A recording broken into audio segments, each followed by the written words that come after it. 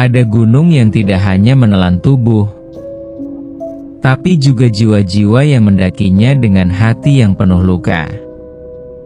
Orang-orang menyebutnya Gunung Arwah, tempat para pendaki yang tidak pernah kembali, dan tempat suara-suara yang tidak pernah berhenti memanggil nama mereka. Pada kesempatan ini, dengarkan baik-baik, karena perjalanan ke gunung ini bukan untuk kaki. Ini adalah pendakian untuk jiwa. Ardan duduk sendirian di beranda rumahnya, ditemani rintik hujan yang jatuh tipis. Rumah kayu kecil itu berada di kaki gunung, menghadap langsung pada hutan yang gelap.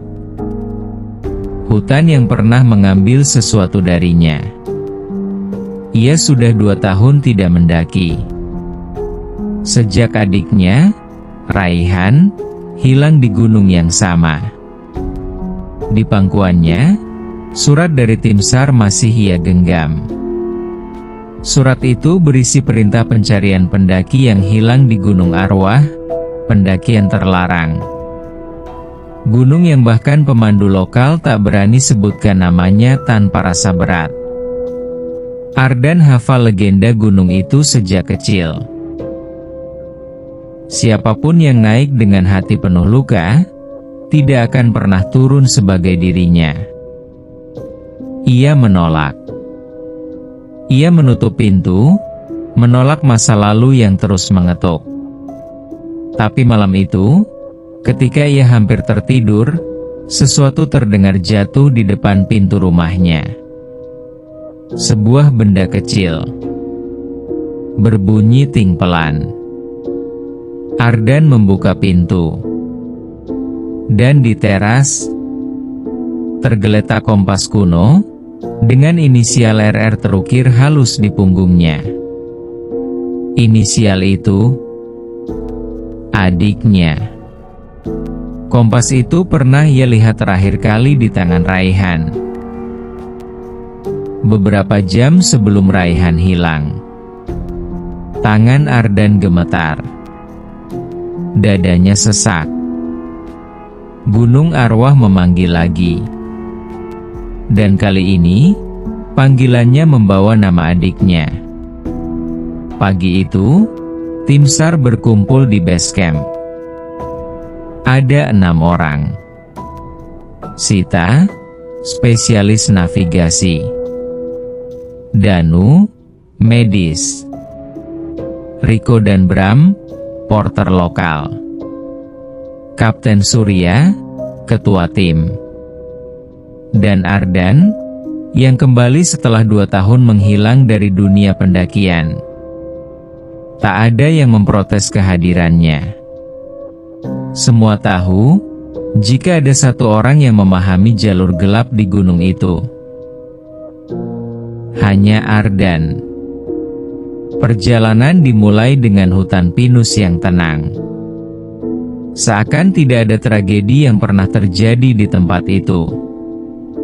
Burung-burung bersiul, kabut tipis turun dari puncak. Tapi ketika tim melewati pos 3, Sita berhenti. Mas Ardan, suaranya bergetar. Ada jalur tambahan yang tidak ada di peta. Ardan mendekat. Ia melihatnya. Sebuah jalur kecil seukuran 1 orang, tertutup akar dan lumut. Namun jelas pernah dilalui seseorang. Jalur itu sama persis seperti jalur yang pernah Raihan kirim foto sebelum hilang. Jalur terlarang. Kapten Surya ingin menghindari jalur itu. Tapi kompas kuno di tangan Ardan berputar sendiri, menunjuk tepat ke jalur gelap itu. Ardan menelan ludah. Kita ikuti jalur ini, katanya pelan. Ini satu-satunya jalan menuju mereka yang hilang. Tak ada yang berani membantah. Tim melangkah masuk ke hutan yang lebih gelap. meninggalkan jalur resmi, meninggalkan keselamatan. Semakin jauh mereka masuk, semakin sunyi hutan itu terasa. Hening yang tidak wajar. Tidak ada burung. Tidak ada serangga. Hanya suara kaki menapak dedaunan basah. Desir angin membawa suara-suara aneh. Terkadang seperti bisikan. Terkadang seperti langkah kaki seseorang yang mengikuti tepat di belakang. Sita berhenti tiba-tiba. Wajahnya pucat. "Mas Ardan, tadi ada yang panggil namaku." Ardan memandangnya. "Siapa?" "Seorang perempuan." Suaranya lembut, tapi seperti dari jauh. Kapten Surya menggeleng. Itu cuma halusinasi. Gunung ini punya medan tekanan tinggi. Tapi Ardan tahu. Bukan medan. Bukan halusinasi. Gunung ini punya cara berbicara. Dan cara itu melalui ketakutan. Di tengah perjalanan, mereka menemukan syal merah tersangkut di ranting. Syal milik pendaki hilang bernama Aulia. Danu memeriksanya. Ini baru, belum lama. Ardan menatap jalur itu. Di antara kabut, ia melihat sosok samar seorang perempuan berdiri. Perempuan itu berbalik sebentar. Dan Ardan melihat wajahnya. Tidak asing. Tidak menakutkan. Tapi sedih.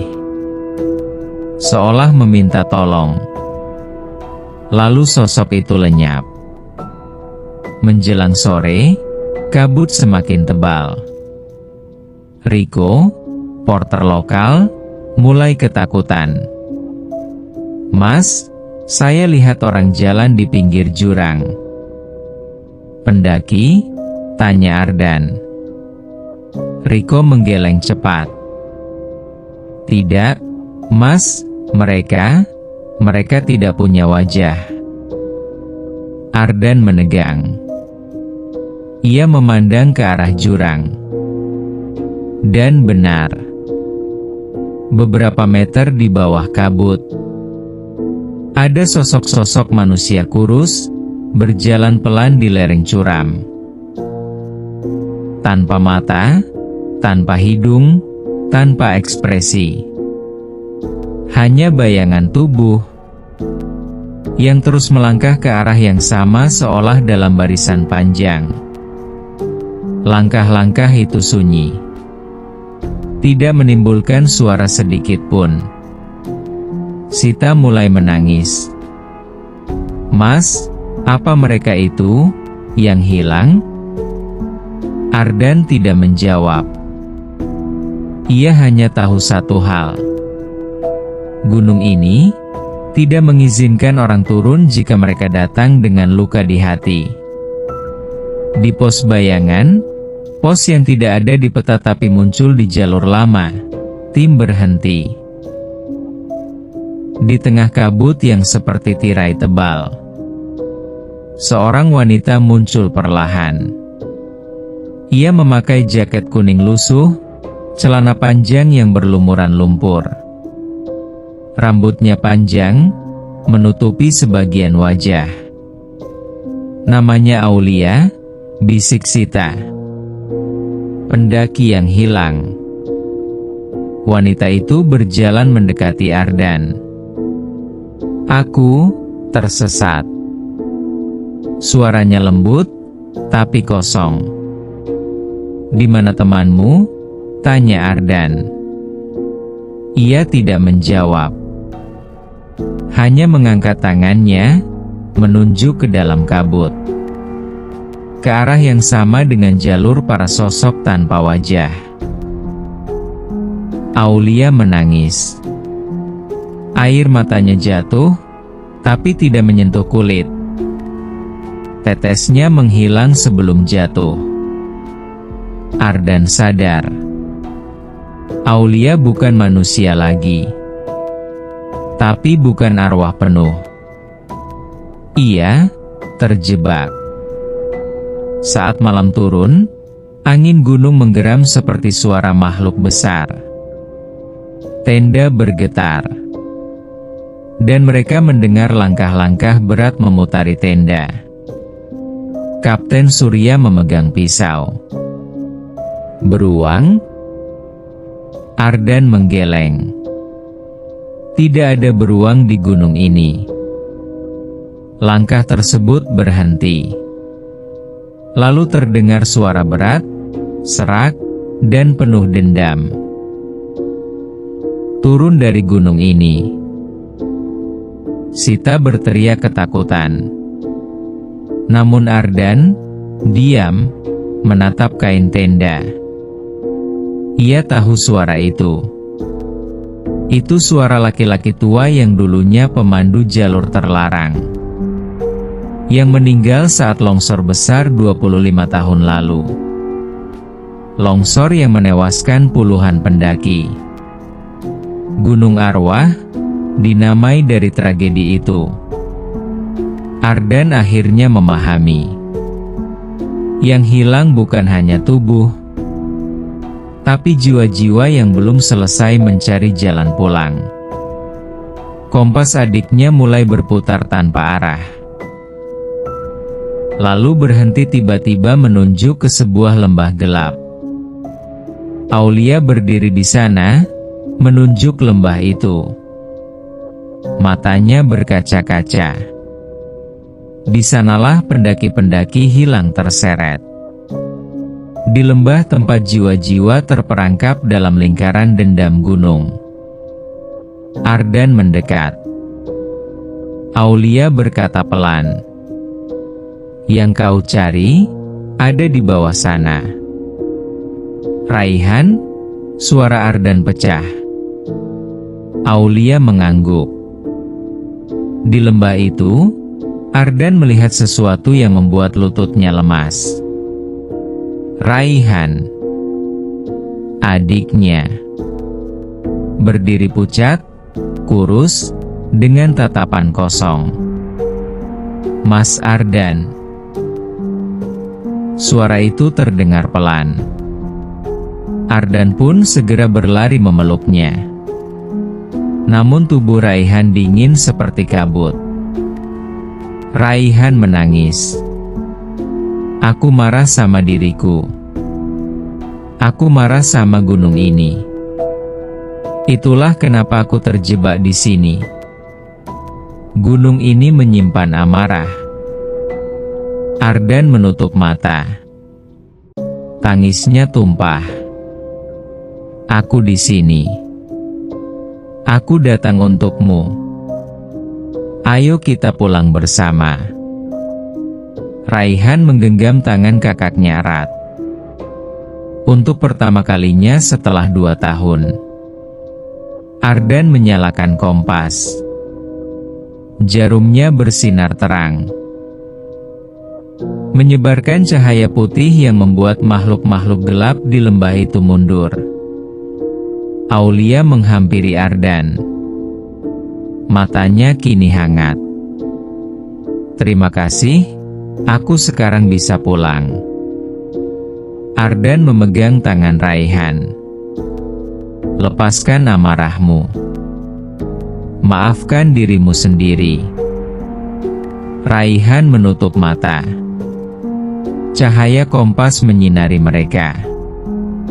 Satu persatu, para jiwa mulai memudar dengan tenang. Tidak ada lagi wajah tanpa mata. Tidak ada lagi kabut pekat. Hanya keheningan. Keheningan yang indah. Pagi itu, matahari muncul untuk pertama kalinya sejak mereka naik. Kabut menghilang. Hutan kembali berwarna. Raihan berdiri di tepi jurang, memandang kakaknya dengan senyum yang ia hafal. "Terima kasih, Mas. Sekarang waktuku pulang, bukan turun, tapi pulang." Tubuh Raihan perlahan berubah menjadi cahaya kecil, seperti butiran debu emas yang terbang mengikuti angin gunung. Ardan tersenyum, menangis, dan menunduk hormat. Ketika ia turun, Ti menyambutnya dengan bingung. Karena Ardan turun sendirian. Tapi wajahnya tenang, damai. Untuk pertama kalinya dalam hidupnya. Dan di dalam sakunya, kompas kuno itu berhenti berputar. Jarumnya menunjuk lurus ke bawah, ke arah rumah, ke arah kedamaian. Beberapa gunung tidak meminta kita untuk menaklukkannya, tetapi mengajari kita cara untuk memaafkan diri sendiri. Ardan turun sebagai pahlawan, bukan karena ia menyelamatkan orang lain, tapi karena ia akhirnya menemukan jalan pulang untuk hatinya sendiri. Di sini, kisah berakhir, namun bayangannya akan tetap tinggal bersamamu. Sampai jumpa di pendakian berikutnya.